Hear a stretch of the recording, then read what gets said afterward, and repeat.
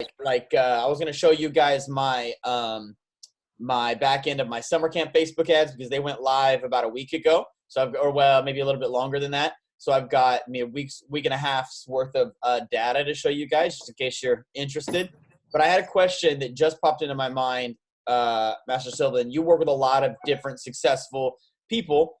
What would you say, like, if you're trying to get to that $1 million mark, 83 whatever $1,000 a month, is there a square footage? Because I see a lot of people putting excuses out in terms of my town is different, or people won't pay that here, or I don't do jujitsu, or whatever, right? And one of them is, well, my building's not that big. Is there and I do agree that it's probably going to be pretty hard to run $1 million through a 1,500 square foot, facility. However, what would you say? Is there like a limit, or is there like a minimum? Like, are you going to need, based on the classes that you need, et cetera, to have 5,000 square feet? Are you going to need 7,000 square feet? The way I did it is, first I wanted to find out how many people could fit on a mat. So each kid takes 25 square feet. Each adult takes 36 square feet. And it's funny, I did this when Frank Silverman was trying to open his second school way back in the 90s. He was a client. I did the same thing when I opened my school in Boca, because I had a small location. It was probably about 1,000 square feet. So I figured I could jam 40 kids on the mat. And then I could have classes. If I did it every 45 minutes, I could do 6 classes a day. So 6 classes times 40 is 240 people I could fit jammed on the mat. So that would probably be half of what you could actually have in the school, because people are coming twice a week. So if they're coming just twice a week and you're open 6 days, and you have some specialty days. And then I would go by student value. So in a school like this, if they can get 480 students maxed, and you had a student value of $20, they could actually do $96,000 per month. So then you got to figure out how you're going to max out your classes. Damon Tong is one of my clients up in Idaho, and we worked out a good plan for his school, because he put in some times that were really unpopular at first, till he discounted those classes. So he gave them like $20 discount if they would come at 3 o'clock instead of 5 o'clock. Well, parents could make it, just wasn't easy. But if they got a slight discount, he was able to fill his off times, and now he has more time in his good times for people to pay full price. Yep. So, but again, when I did that, it's like average kid 5 feet tall. If he stretches out fingertip to fingertip, you could stretch kids out, and then the other way. That's how I came up with the 25 square feet. And with the adults, it's 6 feet, so 6 times 6 is 36. So that's how I did it. And I would but that doesn't leave room for the instructor. So that's why I say it's max, and it's pretty crowded. But if you put dots on your floor, and people have to stay on that dot, then you can do it. When I did my school in Boca, I knew we were going to fill the classes, and I didn't want parents to feel that it was getting crowded as the classes had more students. So I put the dots on the floor, and they had to stay on the dots on the front row. So I do that. Yeah, so then as you get more students, it's no more crowded. There's more people, but the kids still have the same amount of room. Yep. So it sounds to me like you're saying it's not that you need a larger space to accommodate that. It's that you need to figure out a way to fill those spaces with consistent marketing, great service, etc. Right. God, that's not the answer anybody wants to hear. Well, look at Tom Baker. Tom Baker just added on additional square feet, but up until last year, he had about 2,250 square feet. He had no office, no dressing rooms, nothing except a desk at the front and 2 bathrooms at the back. Seating around the corner was just your typical box karate school. Lots of dots on the floor, mirrors, and seating for parents. And if you got 350 students inside 2,200 square feet, that's a lot. Yep. He wasn't doing the 83,000, but he was doing high 50s, low 60s. So it wasn't quite up to $1 million school, but he was getting close to it. Yeah. Now that he's adding on another suite in the same building, he's easily going to make that up. Well, and I think that a lot of times when people are moving from a smaller school, they're building, they're figuring out, oh, I can. If I just ask someone, would you like to enroll? Sometimes they say yes. That's kind of a new concept for people. And I don't mean to be insulting, because it was a new concept for me. It was very hard for me to ask. And I had got all kinds of bad advice from people who weren't in that position of doing their own thing. But like, once you do start to fill those classes, I think sometimes you have to let old things die and allow new things to come in, like having a full mat. I walked into a friend of mine's school in Carrollton, I think, North Dallas. I was down there, and it was Friday night, and it's just nuts, right? Just packed, because he's got a tiny little place, and that's just the culture. So when somebody comes in and signs up, they're signing up, and there's this cacophony of classes, and that's just what it is. So I think it's okay that your original people who originally got their black belts and they're used to pin drop silence, they're going to have to either get with it or decide you're not the place for them anymore. And I think it's more important for you and your business growth to be like, oh, I'm sorry, it's not the way it was, but aren't you excited? And if they're not excited, okay, that's hard. And when I had my school and I started, and people would say I had like 20, 25 students, it's starting to get crowded in here. I go, is it exciting, man? I said, I love 50. When I have 50 people, it's just something about that number that creates so much energy. So yeah, I've been doing this thing recently where I've been sending my bad kids to the big classes, and because they gravitate towards the small classes.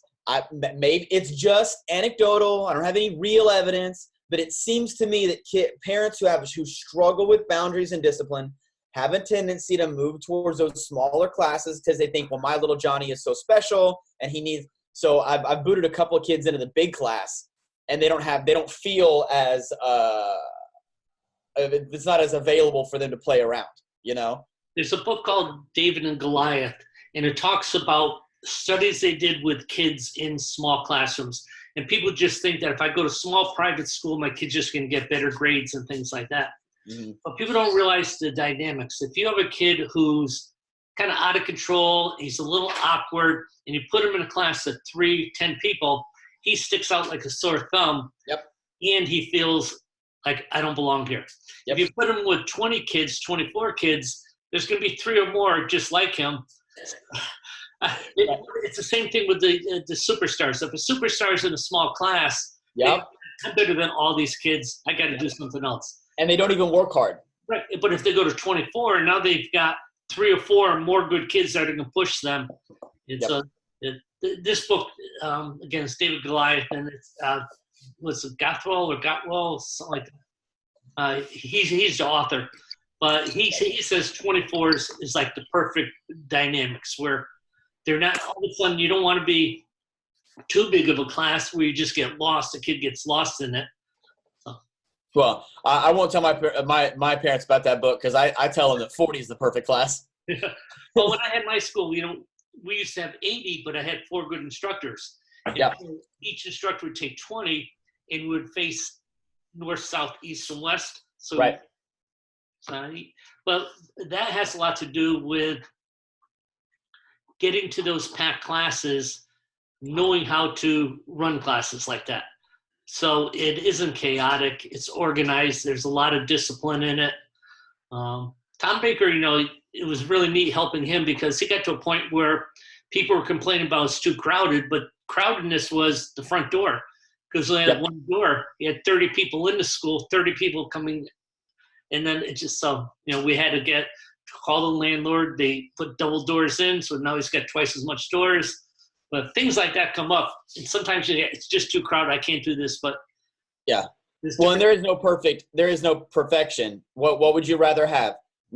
Nobody there or too crowded? Right. All right. Let me show you guys. So I've been doing.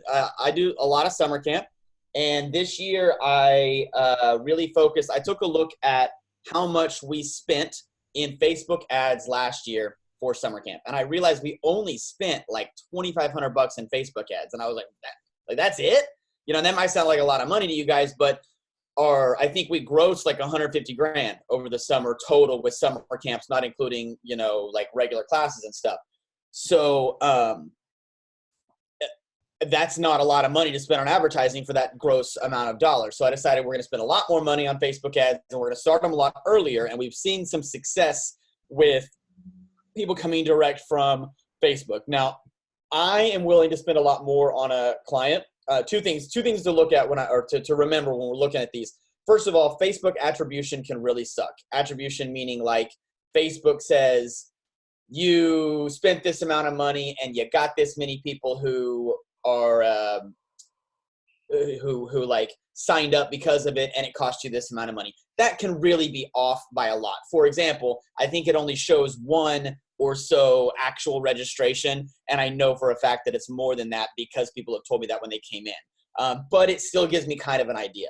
And then the second thing to remember is I'm willing to spend a lot of money on a registration because that person isn't just a summer camper. They're a summer camper this year and the next year and the next year, and they tell their friends, and they come to day camps, and they might be an after schooler. So there's a lot of potential for lifetime value out of that person. And I'm not necessarily just looking at, if you see a lot of marketing talk like return on ad spend. Sure, I spent $200 to get that person, and they only came in and signed up for 1 week of summer camp, and I lost $40.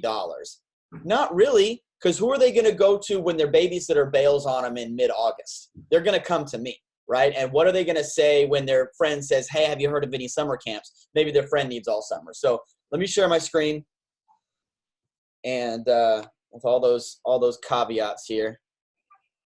Oops. All right. So I've got let me show just our TulsaSummerCamp.com real quick so you can see how do people normally, y'all can see my screen, right? Yes. Okay. How do people normally, how do people normally come through? So this is a little 60-second or so montage that we put together.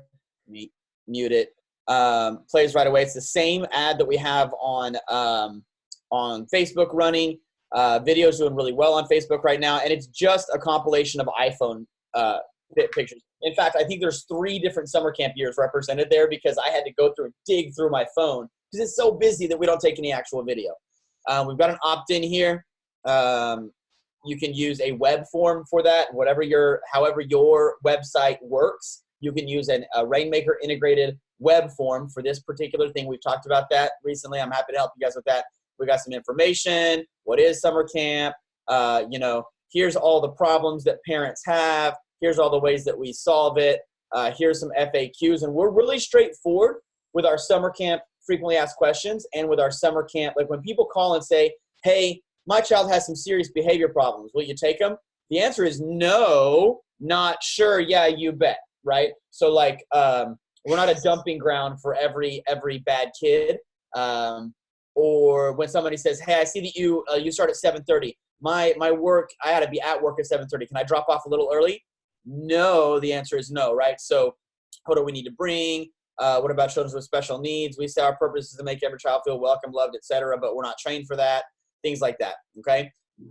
So once you opt in, there are, and this can go directly to RainMaker, and then you can have automated emails sent from here directly to them and automated text.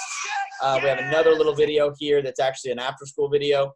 And it's really basic information. It's not super salesy. It says, here's what we have. It's $70 off per week right now because we're an early bird. There's only 50 spaces available. Here's all of our summer camp weeks that we have available. And there's 2 options, and that's it. Can't scroll any further. There's 2 options, reserve weeks online and do a tour. If you've been here before, or if you just know that you've been to other summer camps and they sucked and you want to try this one, you can reserve weeks online. So this is a profit generator, and and you can directly reserve weeks online. So out of 50 spaces, we only have 23 left. I'm pretty sure we're going to fill out those by the end of the month. More information. Then they can select, we make them select their child's current grade, make them select their child's t-shirt size, and then whichever weeks they need. They can say, I only need week 6, and I only need week 7. And then, of course, they pay a $10 deposit. So that's how we get registrations. If they want to, they can schedule a tour. If they're not sure about signing up online, they can schedule a tour. This one is one of the new RainMaker short forms. So it's just email, last name, first name, phone number. That's it. So it's much easier to fill out.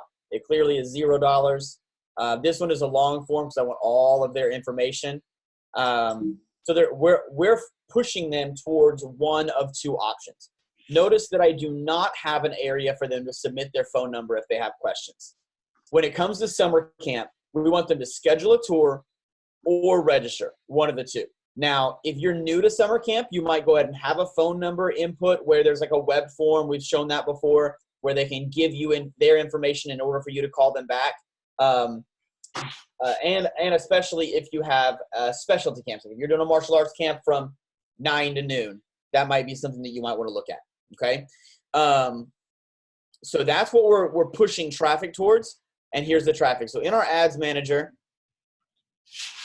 has everybody run at least some sort of Facebook ad before? Okay, so did Sal just shake his head with 200 whatever students? Sal, you've never run a Facebook ad before?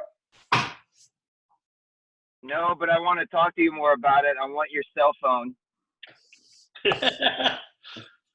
Sal knows how stingy I am with my cell phone number. I think there's I think Greg has it, Scott has it, and Jody has it. I think that's it. And now Sal's gonna have it.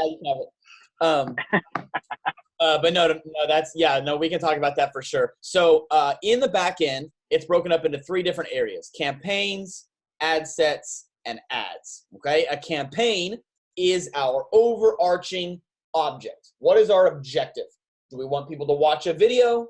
Do we want people to engage with a post? Do we want people to go to our website? Or do we want people to take a specific action?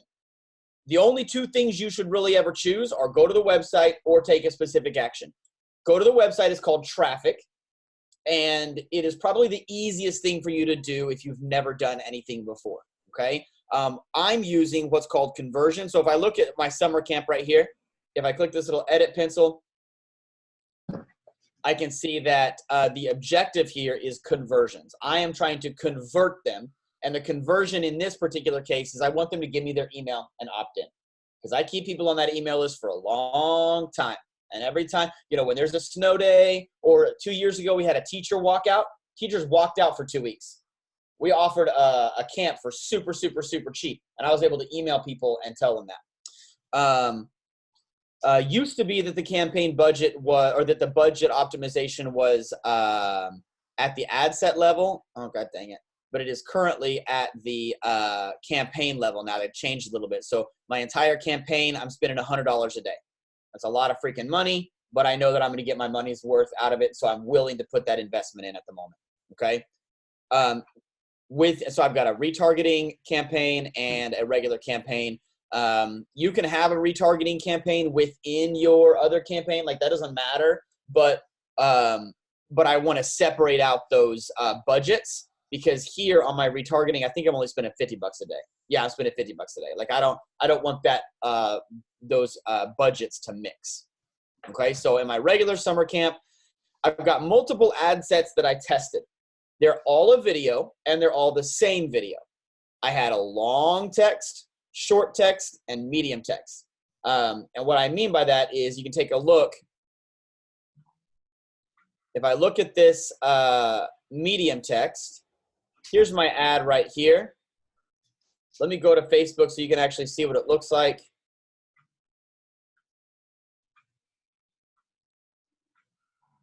Here's the Facebook ad. Now remember, 95% of people are going to be viewing this on mobile, so it doesn't really matter what it looks like on the desktop here.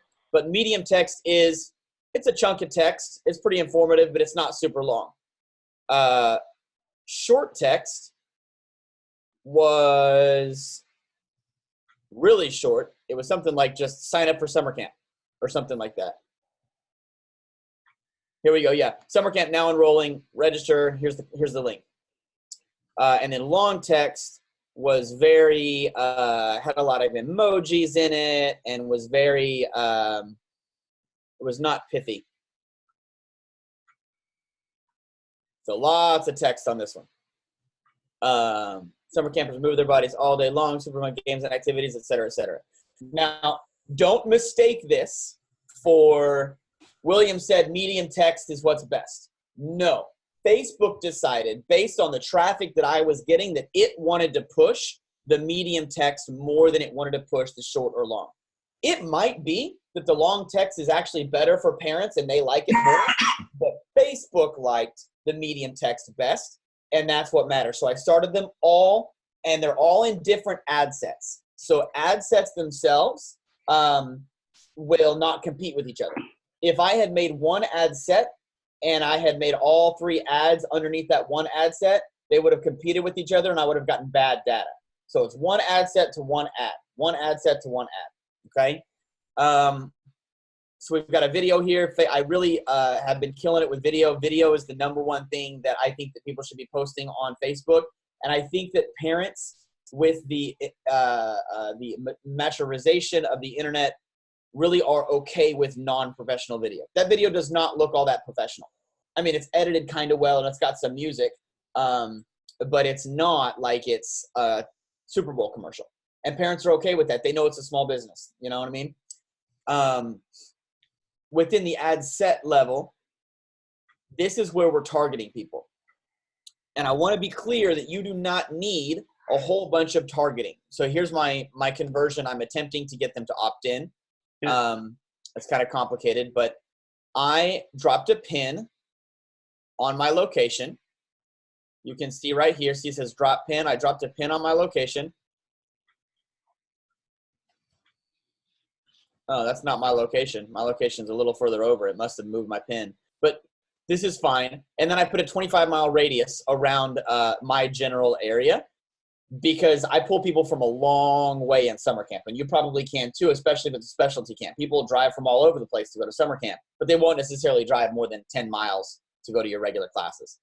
I'm only selecting people 28 to 40, because if you're a 24-year-old woman, you might have a kid, but he's probably not that old. He or she's probably not that old. So I'm going 28 to 40. If you're a 50-year-old woman, you probably have kids, but they might have their own kids, and your kids probably aren't elementary school age, most likely. So that's why I'm targeting these. And I'm only targeting women ever. I don't want men, if at all possible, I don't want men to get my ads. So 28 to 40, women, and then my demographics are parents. So this says out of a 25-mile radius, I'm only going to reach 24,000 people. That's not that many when, if I remove this parental demographic, now it's 110,000 people, right? If I say everyone, now it's 210,000 people. Well, I want to narrow it down, and I want to make it as specific as I can while still making it broad enough to get a lot of traction. Facebook, if you get super detailed targeting like parents who like leadership or parents who do activities, you're going to get down into small enough potential reaches that Facebook is not going to want to push your ad. Okay, so you don't need interest. When it says like married, I don't need to hone it down to married. That's not necessary here. But look at that was also included, not excluded. By the way, see how I just did that? I said parents, and then I also said married people. This is parents and married people. If I want to make it narrower, I say parents who are also married people. And when I do that, then it lowered it to 16,000, right? I got plenty of non-married people or plenty of people who don't put their marriage status on their social media, et cetera, et cetera. I don't need to do that. I just go female, 28 to 40, parents. It really is that easy. And you can see that this, where's that medium copy go? That this medium copy, we've got 20 comments, 5 shares, 9 likes. That doesn't really matter. What really matters is the results. And the results are, if I look at my ad sets here, I've got 5 summer camp tours scheduled, which I actually think I've got more than that from my Facebook ads, at $81 per tour.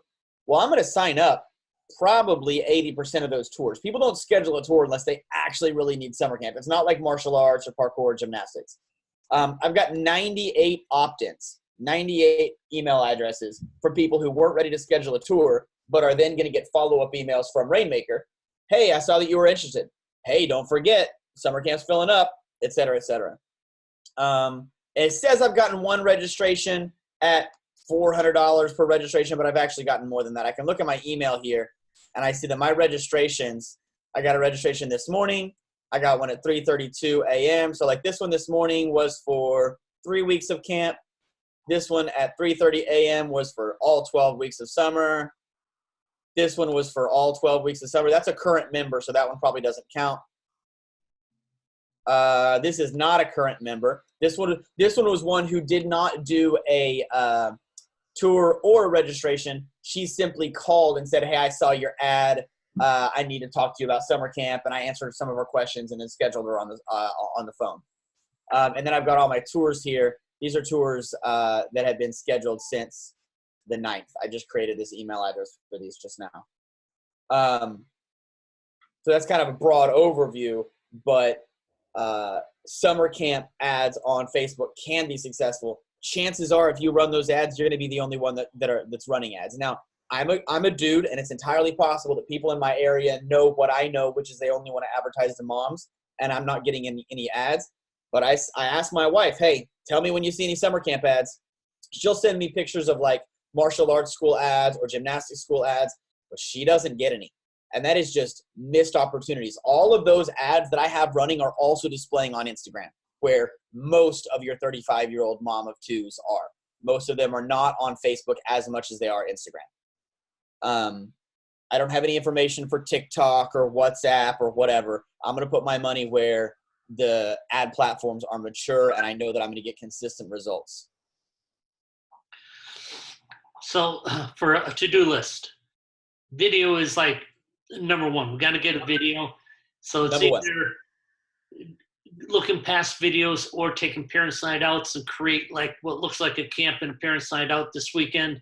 And that way, or just do some class stuff. But everyone could do the video. Yep. Next thing keep that to 59 seconds so that it will display on Instagram without you having to do any kind of like additional watch or whatever. Keep it to 60 seconds, and not even 60 seconds. Keep it to 59, because if it hits 60, Facebook goes, "Hey, it's 60 seconds. We're not going to display it on Instagram." Then your 3 different lengths of copy. So you have a small, a short, and a medium, or a short, medium, and long. Yep. Then create your PGs on RainMaker. Yep. Tour and registration. When you're targeting, you only have a couple simple things. One, drop a pin, put a radius around that pin, and this would vary. You got 25 miles, but it kind of depends on the population. Where like Sal's in a really highly populated area, he's probably going to get that within 2 or 3 miles. Yeah, but still, even in those highly populated areas, if you are running, depends on what kind of summer camp you're trying to run. If you're trying to run a full day, full-time summer camp, take a look at what your competition is, because there's probably not very many of them. And advertise out there anyway. You know there's people 5 miles away from you that have to go to work and they have their kids and they're thinking, dear God, what am I supposed to do with this kid? We should never have had a kid. This is a terrible idea. And for women, it's just women. We don't care if they're married or not. The age for getting the right age kids is a woman 28 to 40. I think so. Right. But then once you do that, you can start later. You can pull reports that will show you what age clicked on your ad most and what age opted in most. And if you're getting, like, for example, from 37 to 40, no one is clicking on that, you can remove that and push all your money to the people who are really actually taking advantage of it. You said 28 to 40? 28? That's what I do. And so then you have if she had a baby when she's 28 or when she's 23, now it's 5 years old. So that's kind of a low side, but I agree. Then the next thing you'd have to do is make sure you have the page all set up on your website before you start advertising on Facebook, because you got to make sure they have some place to go after they see the Facebook. Yep. So there's a lot to do, but if your kid's testing for black belt said, hey, that's too much to do, what would you say to them, right? You'd say, oh, you don't want your black belt. Got it. But so you start doing some of the stuff that you maybe you're not talented enough to do a video, but you have video clips. So you hire someone on Fiverr.